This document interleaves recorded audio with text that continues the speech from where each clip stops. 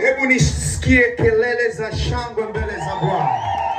Kwa wale wanaotaka kutendewa makuu asubuhi ya leo, nisikie kelele tena. Bado usikae.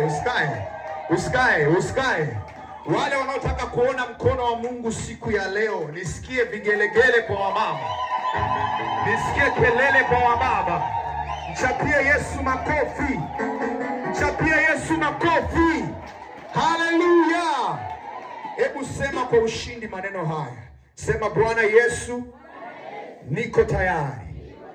Bwana Yesu, niko tayari kusikia neno lako, kusikia kutoka kwako. Niko tayari kupokea muujiza wangu. Niko tayari kupokea majibu yangu.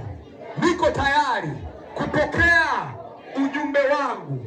Niko tayari kuanza upya na wewe kupitia neno lako, maana neno lako ni upanga ulao. Amen. Mshangilie Bwana Yesu. Yes. Mshangilie tena Bwana Yesu. Bado sijasikia upande huu. Mshangilie Bwana Yesu. Piga kelele upande huu. Sema Yesu. Hapa bado sijasikia. Sema Yesu ni Bwana. Upande huu wa mama kwa nguvu zaidi. Amen. Wale waliokaa naomba tusimame.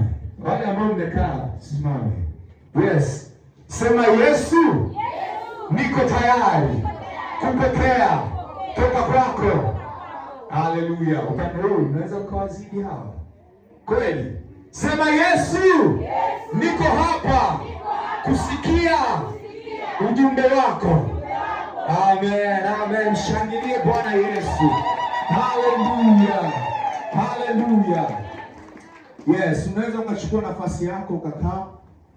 Nina kila sababu ya kumshukuru Mungu asubuhi ya leo, lakini pia ni kushukuru wewe ambaye umemheshimu Mungu na kuja kusikia neno la Mungu. Wakutanikapo wawili watatu, Mungu yuko katikati yao. Na leo Mungu yuko hapa. Sisi tuko zaidi ya wawili watatu. Tegemea kupokea jambo jipya. Tegemea kupokea kitu kipya.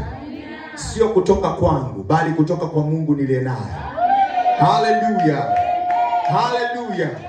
Jumapili iliyopita tulikuwa tunajifunza somo zuri sana ambalo ni ushindi dhidi ya hofu na mauti. Amen.